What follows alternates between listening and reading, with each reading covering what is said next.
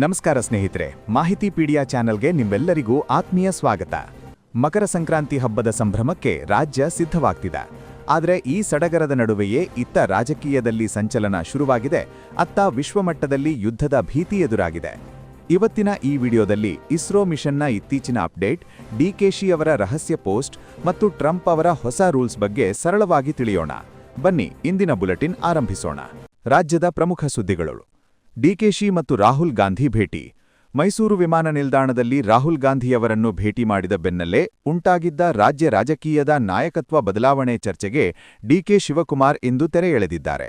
ರಾಹುಲ್ ಅವರು ಯಾವುದೇ ರಾಜಕೀಯ ಸಂದೇಶ ನೀಡಿಲ್ಲ, ಕೇವಲ ಸರ್ಕಾರ ಮಾಡುತ್ತಿರುವ ಒಳ್ಳೆಯ ಕೆಲಸವನ್ನು ಮುಂದುವರಿಸಲು ಸೂಚಿಸಿದ್ದಾರೆ ಎಂದು ಅವರು ಸ್ಪಷ್ಟಪಡಿಸಿದ್ದಾರೆ.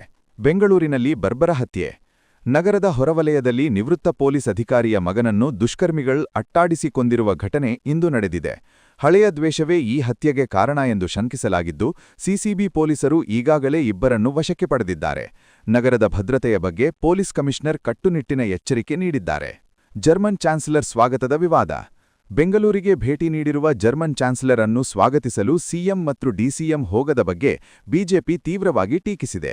ರಾಹುಲ್ ಗಾಂಧಿಯವರನ್ನು ಸ್ವಾಗತಿಸಲು ಹೋದ ಸರ್ಕಾರಕ್ಕೆ ಜಾಗತಿಕ ನಾಯಕರನ್ನು ಬರಮಾಡಿಕೊಳ್ಳಲು ಸಮಯವಿಲ್ಲವೇ ಎಂದು ಅಶೋಕ ಕಿಡಿಕಾರಿದ್ದಾರೆ.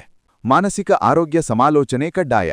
ವಿದ್ಯಾರ್ಥಿಗಳ ಆತ್ಮಹತ್ಯೆ ಮತ್ತು ಮಾನಸಿಕ ಒತ್ತಡ ತಡೆಯಲು ರಾಜ್ಯದ ಎಲ್ಲಾ ಕಾಲೇಜುಗಳಲ್ಲಿ ಕಡ್ಡಾಯವಾಗಿ ಮಾನಸಿಕ ಆರೋಗ್ಯ ಸಮಾಲೋಚನಾ ಕೇಂದ್ರಗಳನ್ನು ಸ್ಥಾಪಿಸಲು ಉನ್ನತ ಶಿಕ್ಷಣ ಇಲಾಖೆ ಆದೇಶ ಹೊರಡಿಸಿದೆ. ಪ್ರತಿಯೊಂದು ಕಾಲೇಜು ಇನ್ನು ಮುಂದೆ ತರಬೇತಿ ಪಡೆದ ಕೌನ್ಸಿಲರ್ಗಳನ್ನು ನೇಮಿಸಿಕೊಳ್ಳುವುದು ಕಡ್ಡಾಯವಾಗಿದೆ. ರಾಷ್ಟ್ರೀಯ ವಿದ್ಯಮಾನಗಳು. ಜಾಗತಿಕ ಎಐ ಶೃಂಗಸಭೆ. ಮುಂದಿನ ತಿಂಗಳು ಪ್ರಧಾನಿ ಮೋದಿ ನೇತೃತ್ವದಲ್ಲಿ ಭಾರತವು ಎಐ ಇಂಪ್ಯಾಕ್ಟ್ ಸಮಿಟ್ ಆಯೋಜಿಸಲಿದೆ ಎಂದು ಸಚಿವ ಧರ್ಮೇಂದ್ರ ಪ್ರಧಾನ್ ಘೋಷಿಸಿದ್ದಾರೆ. ಶಿಕ್ಷಣ ಮತ್ತು ಆರೋಗ್ಯ ಕ್ಷೇತ್ರದಲ್ಲಿ ಎಐ ತಂತ್ರಜ್ಞಾನದ ಬಳಕೆಯನ್ನು ಹೆಚ್ಚಿಸುವುದು ಈ ಶೃಂಗಸಭೆಯ ಮುಖ್ಯ ಗುರಿಯಾಗಿದೆ. ಪ್ರಗತಿ ಪೋರ್ಟಲ್ ಯಶಸ್ಸು. ಕೇಂದ್ರ ಸರ್ಕಾರದ ಯೋಜನೆಗಳ ವಿಳಂಬ ತಪ್ಪಿಸಲು ಪ್ರಗತಿ ಪೋರ್ಟಲ್ ಮೂಲಕ 85 ಲಕ್ಷ ಕೋಟಿ ರೂಪಾಯಿ ಮೊತ್ತದ ಯೋಜನೆಗಳನ್ನು ಪರಿಶೀಲಿಸಲಾಗಿದೆ. ಈ ತಂತ್ರಜ್ಞಾನದಿಂದಾಗಿ ದೇಶದ ಸಾವಿರಾರು ಮೂಲಸೌಕರ್ಯ ಯೋಜನೆಗಳ ಅಡೆತಡೆಗಳನ್ನು ನಿವಾರಿಸಲಾಗಿದೆ ಎಂದು ವರದಿ ತಿಳಿಸಿದೆ. ದೆಹಲಿಯಲ್ಲಿ ಮೋದಿ ಪೊಂಗಲ್ ಸಡಗರ. ಪ್ರಧಾನಿ ನರೇಂದ್ರ ಮೋದಿಯವರು ಇಂದು ದೆಹಲಿಯಲ್ಲಿ ಕೇಂದ್ರ ಸಚಿವ ಎಲ್ ಮುರುಗನ್ ಅವರ ನಿವಾಸದಲ್ಲಿ ನಡೆದ ಪೊಂಗಲ್ ಆಚರಣೆಯಲ್ಲಿ ಭಾಗವಹಿಸಿದ್ದರು. ಈ ವೇಳೆ ತಮಿಳು ಸಂಸ್ಕೃತಿಯ ಶ್ರೀಮಂತಿಕೆಯನ್ನು ಅವರು ಮುಕ್ತಕಂಠದಿಂದ ಶ್ಲಾಘಿಸಿದರು. ಜಾಗತಿಕ ಸುದ್ದಿಗಳು. ಇರಾನ್ ಪ್ರತಿಭಟನೆಯಲ್ಲಿ ಸಾವಿನ ಸರಣಿ. ಇರಾನ್ನಲ್ಲಿ ಸರ್ಕಾರಿ ವಿರೋಧಿ ಹೋರಾಟ ತೀವ್ರಗೊಂಡಿದ್ದು, ಇದುವರೆಗೂ ಸುಮಾರು 3,000 ಜನರು ಮೃತಪಟ್ಟಿದ್ದಾರೆ ಎಂದು ಅಂತಾರಾಷ್ಟ್ರೀಯ ಸಂಸ್ಥೆಗಳು ವರದಿ ಮಾಡಿವೆ. ಇಂಟರ್ನೆಟ್ ಕಡಿತದ ನಡುವೆಯೂ ಪ್ರತಿಭಟನೆಗಳು ಮುಂದುವರೆದಿವೆ. ಟ್ರಂಪ್ ಮತ್ತು ಡೆನ್ಮಾರ್ಕ್ ಸಂಘರ್ಷ. ಗ್ರೀನ್ಲ್ಯಾಂಡ್ ವಿಚಾರದಲ್ಲಿ ಅಮೆರಿಕ ಅಧ್ಯಕ್ಷ ಡೊನಾಲ್ಡ್ ಟ್ರಂಪ್ ಮತ್ತು ಡೆನ್ಮಾರ್ಕ್ ನಡುವೆ ವಾಗ್ವಾದ ನಡೆದಿದೆ.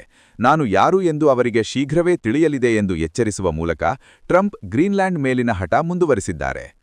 ಥೈಲ್ಯಾಂಡ್ ರೈಲು ದುರಂತ. ನಿರ್ಮಾಣ ಹಂತದ ಕ್ರೇನ್ ರೈಲಿನ ಮೇಲೆ ಬಿದ್ದ ಘಟನೆಯಲ್ಲಿ ಮೃತರ ಸಂಖ್ಯೆ 29ಕ್ಕೆ ಏರಿಕೆಯಾಗಿದೆ. ರಕ್ಷಣಾ ಕಾರ್ಯಾಚರಣೆ ವೇಳೆ ಬೋಗಿಗಳಲ್ಲಿ ಬೆಂಕಿ ಕಾಣಿಸಿಕೊಂಡಿರುವುದು ಘಟನೆಯ ಭೀಕರತೆಯನ್ನು ಹೆಚ್ಚಿಸಿದೆ. ಫಿಫಾ ವಿಶ್ವಕಪ್ 2026. ಮುಂದಿನ ಫಿಫಾ ವಿಶ್ವಕಪ್ಗಾಗಿ ಅಭಿಮಾನಿಗಳ ರಿಜಿಸ್ಟ್ರೇಷನ್ ಪ್ರಕ್ರಿಯೆ ಇಂದಿನಿಂದ ಆರಂಭವಾಗಿದೆ. ಇದು ಜಾಗತಿಕ ಕ್ರೀಡಾಭಿಮಾನಿಗಳಲ್ಲಿ ಹೊಸ ಸಂಚಲನ ಮೂಡಿಸಿದೆ. ನೋಡಿದ್ರಲ್ಲ ಸ್ನೇಹಿತರೆ, ಇವಿಷ್ಟು ಇಂದಿನ ಸುದ್ದಿಗಳು. ಇಸ್ರೋ ವೈಫಲ್ಯದ ನಡುವೆಯೂ ಸ್ಪ್ಯಾನಿಷ್ ಉಪಗ್ರಹ ಬದುಕುಳಿದಿರುವ ಬಗ್ಗೆ ನಿಮ್ಮ ಅಭಿಪ್ರಾಯವೇನು? ಕಾಮೆಂಟ್ ಮಾಡಿ ತಿಳಿಸಿ. ಈ ಮಾಹಿತಿ ಇಷ್ಟವಾದರೆ ವಿಡಿಯೋ ಲೈಕ್ ಮಾಡಿ ಮತ್ತು ಮಾಹಿತಿಪೀಡಿಯಾ ಚಾನೆಲ್ಗೆ ಸಬ್ಸ್ಕ್ರೈಬ್ ಮಾಡಿ. ಎಲ್ಲರಿಗೂ ಮಕರ ಸಂಕ್ರಾಂತಿ ಹಬ್ಬದ ಮುಂಗಡ ಶುಭಾಶಯಗಳು. ನಾಳೆ ಮತ್ತೆ ಸಿಗೋಣ. ಧನ್ಯವಾದಗಳು.